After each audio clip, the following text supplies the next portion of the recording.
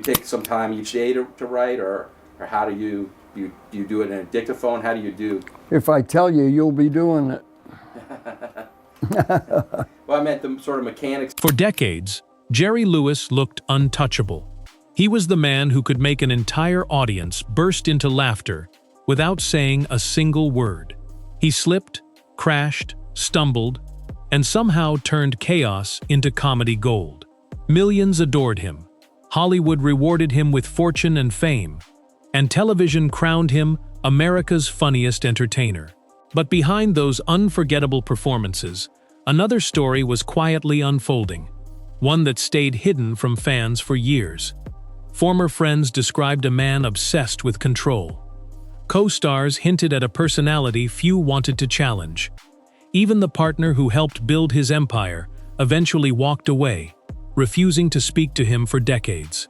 Then came the biggest surprise of all. Years later, Jerry Lewis admitted that many of the stories weren't simply rumors. He confessed that success had changed him in ways he deeply regretted. And once that confession became public, people began looking back at his remarkable career through a completely different lens.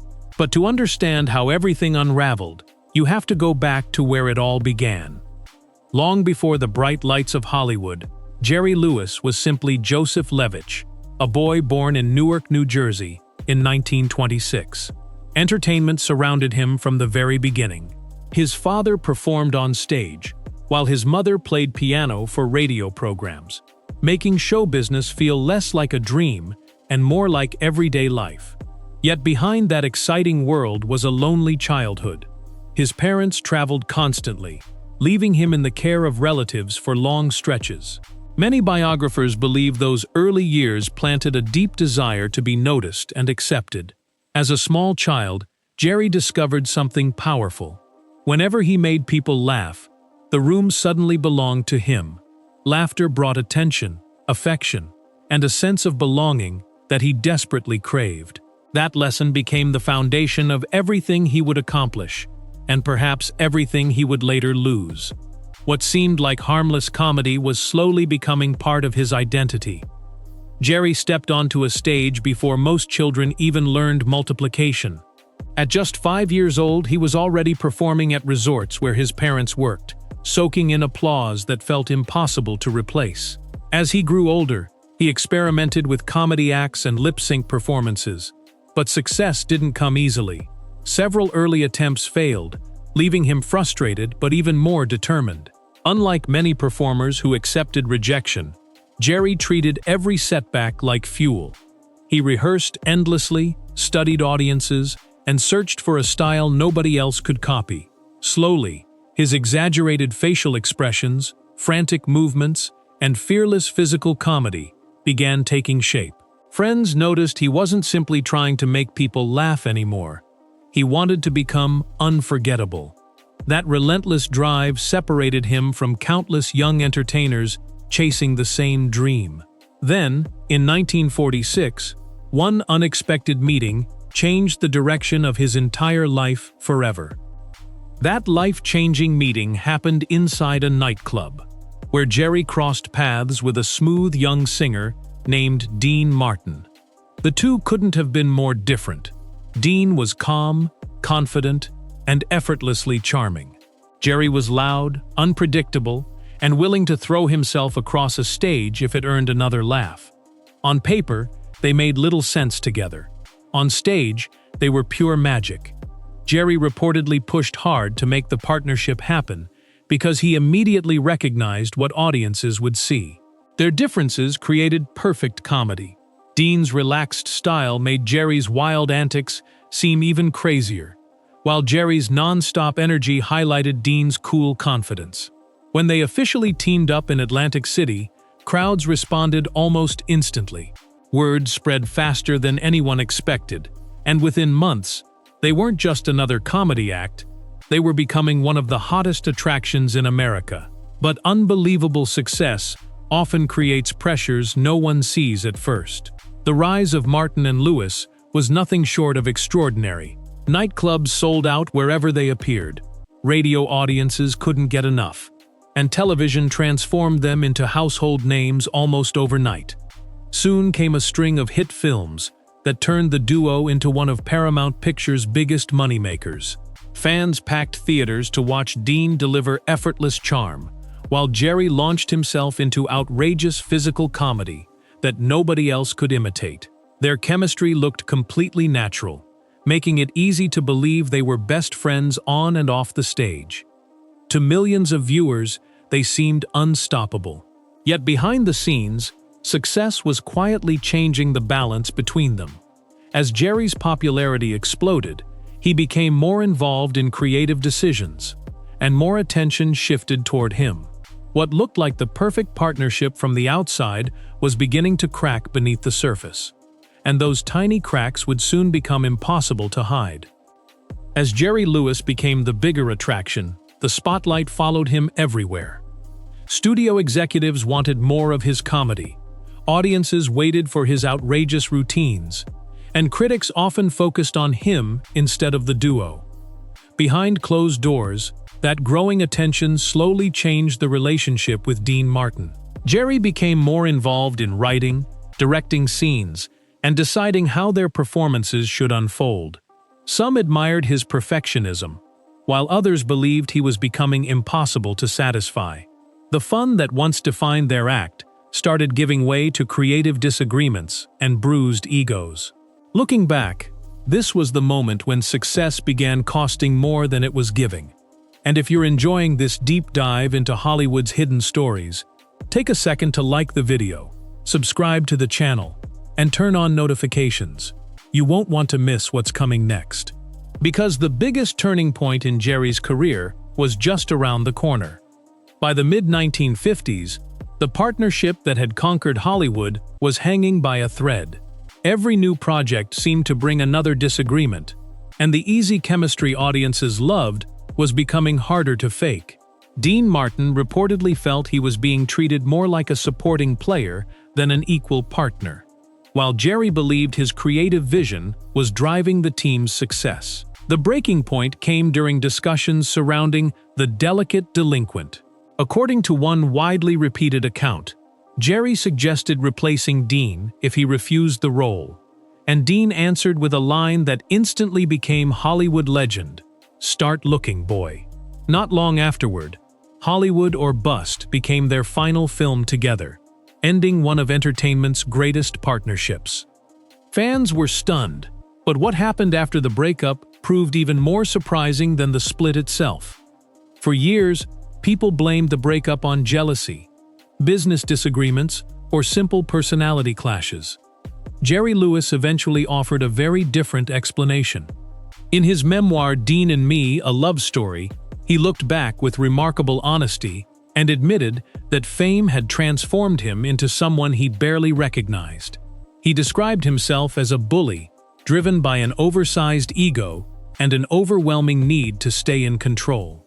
Instead of pointing fingers, he accepted responsibility for pushing the relationship beyond repair. That confession carried enormous weight because it wasn't coming from critics or former co-stars. It came directly from Jerry himself. It forced fans to reconsider stories they had dismissed for decades and gave new credibility to accounts from people who claimed working beside him wasn't nearly as enjoyable as watching him perform. And those stories only became more unsettling. Once Jerry acknowledged his own flaws, many voices from Hollywood suddenly sounded less like gossip and more like pieces of a much larger puzzle. Actor Elliot Gould didn't hold back, describing Lewis as one of the most hostile and unpleasant people he had ever encountered. Others painted a similar picture, saying his public charm often disappeared once the cameras stopped rolling. Reports described explosive tempers, harsh criticism, and a habit of demanding complete control over every production. Even news outlets covering his career noted that he could be blunt, stubborn, and difficult with those around him. To fans who only knew the lovable comedian, these descriptions felt almost impossible to believe. Yet the more former colleagues spoke, the more a consistent pattern began to emerge. And nowhere was Jerry's influence greater than on the movie sets he ruled with almost unlimited authority. After the Martin and Lewis era ended, Jerry refused to slow down. Instead, he reinvented himself as one of Hollywood's most ambitious filmmakers, writing, directing, producing, and starring in his own movies. Films like The Bellboy, The Ladies' Man, and especially The Nutty Professor proved he was far more than a gifted comedian. Behind the scenes, he also changed filmmaking itself by pioneering the use of video assist, allowing directors to instantly review scenes instead of waiting for developed film. Today, that technique is standard across the industry. He even taught filmmaking at the University of Southern California, inspiring future directors who would later shape modern cinema. His creativity earned admiration around the world, particularly in France, where critics praised him as a true cinematic visionary. But with greater creative freedom came greater power. And according to many who worked with him, that power would become one of the most controversial parts of his legacy. With complete creative control came an environment where very few people were willing to challenge Jerry Lewis. On his productions, he wasn't just the leading actor. He was often the writer, director, producer, and the person making the final decision on almost everything. That level of authority allowed him to create groundbreaking films, but it also meant his moods could shape the entire atmosphere on set. Crew members and actors described days when everyone walked carefully, unsure of how he would react. Some admired his relentless pursuit of perfection, while others believed his demanding style crossed the line into intimidation. The same drive that made him a filmmaking innovator also earned him a reputation for being difficult to work with. It was a side of Jerry that audiences rarely saw, but Hollywood insiders remembered all too well. Then another controversy began, following him wherever he went. Jerry Lewis wasn't only criticized for his behavior behind the scenes. His public comments often sparked outrage as well. Over the years, he repeatedly argued that women simply weren't as funny as men, a statement that drew immediate backlash from comedians, audiences, and industry professionals.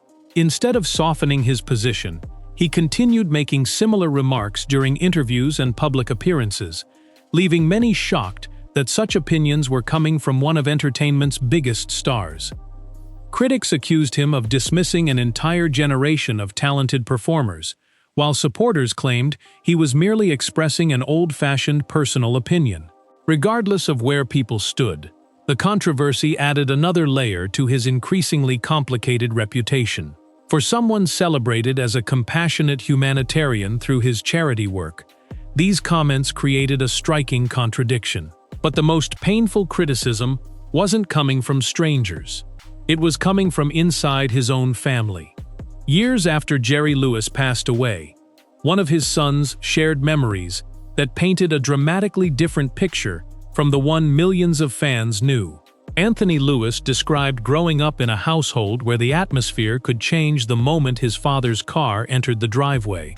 According to his account, the children never knew what kind of mood Jerry would be in, creating an environment filled with tension and uncertainty. Anthony alleged that there were occasions when physical discipline occurred, but he insisted the emotional impact lasted far longer than any punishment. He described living with constant fear and feeling emotionally pushed aside despite his father's enormous success. These claims were deeply personal and have never been proven in court, but they fueled renewed discussions about the gap between Jerry's public image and private life.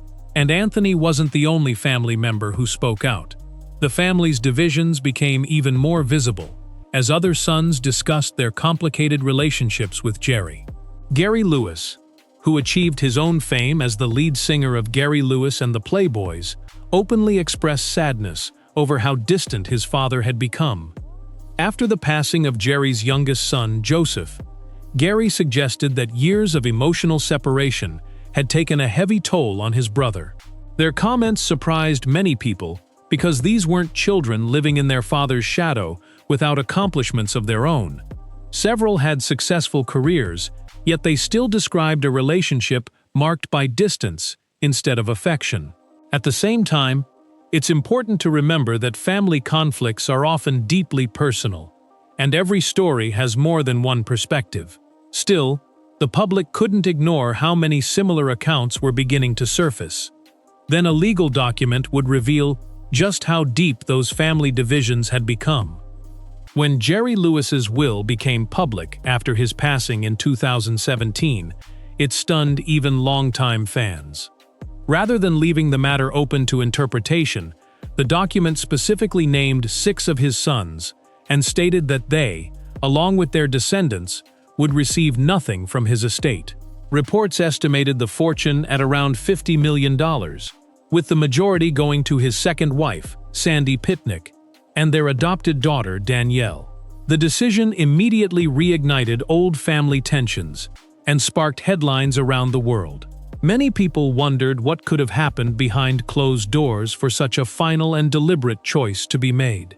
Supporters argued that every person has the right to decide how their estate is distributed, while critics saw it as the ultimate sign of a family relationship beyond repair. Yet even this wasn't the final chapter, because another heartbreaking story was still waiting to emerge. Just when it seemed the family story couldn't become more heartbreaking, another chapter surfaced after Jerry Lewis's passing. Reports brought renewed attention to Susan, a woman believed to be Jerry's biological daughter from an affair during the height of his fame. According to multiple published accounts, DNA evidence and family resemblance supported her claim. Yet Jerry never publicly acknowledged her as his daughter. After his death, news outlets reported that Susan was living in extremely difficult circumstances and received nothing from his estate. Her quiet response touched many people. She simply said she believed she deserved something, especially considering her situation. Whether viewed as a tragic family dispute or an unfortunate consequence of complicated relationships, the story added another layer to Jerry's legacy. The contrast was impossible to ignore. A man celebrated for helping countless children through charity, while his own family remained deeply divided. But even more controversy was about to emerge years after his death. In 2022, nearly 5 years after Jerry Lewis passed away, a major investigation published by Vanity Fair brought forward a series of allegations from actresses who had worked with him during the height of his Hollywood career. Karen Sharp, Hope Holliday, and Renee Taylor each described uncomfortable experiences involving Lewis while he was one of Paramount Pictures' most powerful stars. Their accounts were detailed and personal, raising difficult questions about how much influence a major celebrity could exercise behind closed doors. It's important to be clear that these were allegations shared decades after the events, and Jerry was no longer alive to respond. No court ever ruled on the claims, and no legal findings established them as fact. Even so, the women chose to attach their names publicly to their stories, making the investigation impossible for Hollywood to ignore. And the timing of those claims led many people to revisit Jerry's entire career with fresh eyes. To understand why those allegations carried such weight, it's important to remember how Hollywood operated during the 1950s and 1960s. Studio stars like Jerry Lewis held enormous influence, especially on productions they controlled themselves. Young actors often depended on powerful directors and producers for future opportunities, leaving them with very few options if something went wrong. There were no modern workplace policies, no formal reporting systems, and little protection for performers who challenged major stars. That historical context doesn't prove any allegation, but it helps explain why many stories remained private for decades before finally becoming public. Looking back today, historians often point to that imbalance of power as one of the defining features of Hollywood's golden age. Yet while these debates continued, another part of Jerry's life reminded people why millions had admired him for so long. For millions of Americans, Jerry Lewis wasn't just a comedian. He was the face of one of television's biggest charity events. Beginning in the 1960s, he hosted the Muscular Dystrophy Association Labor Day Telethon, spending marathon broadcasts encouraging viewers to donate. Year after year, audiences watched him become emotional as the event came to a close, ending with the song You'll Never Walk Alone. The telethon reportedly raised more than $2 billion over its lifetime, funding research, medical care, and support programs for families affected by muscular dystrophy. His dedication earned widespread praise, and in 1977, he was even nominated for the Nobel Peace Prize because of his charitable efforts. For many supporters, this work represented the very best of Jerry Lewis.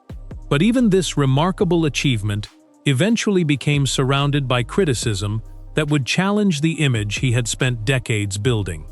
As disability rights movements gained momentum, some activists began questioning the message behind the famous telethons. Former MDA participants and advocates argued that the broadcasts relied too heavily on sympathy, portraying disabled people as objects of pity instead of individuals with independence and dignity. Several activists publicly criticized the phrase "Jerry's kids," saying it reduced people to symbols rather than recognizing them as equals. Jerry strongly defended his work, insisting the telethons had transformed countless lives and denying accusations that he personally benefited from donated funds. Despite his defense, the controversy never completely disappeared. Then, in 2011, after nearly 6 decades of involvement with the Muscular Dystrophy Association, Jerry and the organization unexpectedly parted ways. Neither side offered a full public explanation, leaving fans wondering what had happened behind the scenes. It was yet another mystery in a career filled with extraordinary success, complicated relationships, and unanswered questions. Despite the controversies that followed him, Jerry Lewis earned a level of artistic respect that few American comedians ever achieved. While many critics in the United States focused only on his slapstick humor, film scholars in France viewed him very differently. They praised his directing, admired his visual storytelling, and even called him one of cinema's true auteurs. To them, Jerry wasn't simply making people laugh. He was experimenting with camera angles, timing, and visual comedy in ways that influenced generations of filmmakers. His technical innovations, including the early use of video assist, changed how movies were made behind the scenes. Young directors studied his methods, and some who later became Hollywood legends reportedly attended his filmmaking lectures. Even people who disliked his personality often admitted that his creative talent was undeniable. Yet perhaps the most revealing film of his career wasn't his biggest hit. It was the one that seemed to expose something hidden inside himself. Many critics now believe The Nutty Professor was far more personal than audiences realized in 1963. Jerry played the awkward Professor Julius Kelp, a shy scientist who transforms into the arrogant and charismatic Buddy Love. On the surface, it was another comedy classic, but over time, viewers began seeing a deeper meaning. Buddy Love wasn't just confident, he was controlling, self-centered, and often cruel to the people around him. Some believed the character was inspired by Dean Martin, while others argued it reflected the darker side of Jerry himself. Looking back after Lewis admitted becoming consumed by ego during the height of his fame, the performance feels almost like an unintended confession.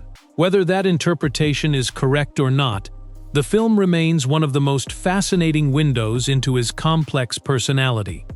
But nothing in his career would become more mysterious than the movie almost nobody was allowed to see. That mystery was The Day the Clown Cried, a film Jerry Lewis directed and starred in during the early 1970s. The story followed a circus clown imprisoned in a Nazi concentration camp, where he ultimately leads children toward their tragic fate in an attempt to comfort them. From the beginning, the project was surrounded by legal disputes and production problems, preventing it from receiving a proper release. Those who reportedly viewed portions of the film described it as deeply uncomfortable and emotionally confusing, while Jerry himself rarely spoke about it in later years. Instead of defending the project, he locked it away, allowing it to become one of Hollywood's greatest unanswered questions. A copy was eventually donated to the Library of Congress, with restrictions delaying public access for years. Some called it a misunderstood masterpiece, while others believed it was an ambitious idea that simply went too far. Either way, it became one of the most legendary unseen films ever made. Jerry Lewis continued making appearances well into his later years, remaining an instantly recognizable figure in entertainment, until his passing on August 20th, 2017, at the age of 91. Tributes poured in from actors, directors, comedians, and fans across the world. Most remembered the fearless performer who transformed physical comedy forever and devoted decades to raising billions for charity. But as newspapers and documentaries looked back on his extraordinary life, they also revisited the difficult stories that had followed him for years. His legacy suddenly became impossible to summarize with a single headline. Was he a brilliant innovator who revolutionized comedy and filmmaking? A complicated man whose personal relationships suffered under the weight of fame? Or somehow both at the same time? The debate continues even today, proving that Jerry Lewis remained as fascinating in death as he was throughout his remarkable career. In the end, Jerry Lewis left behind two very different legacies that continue to exist side by side.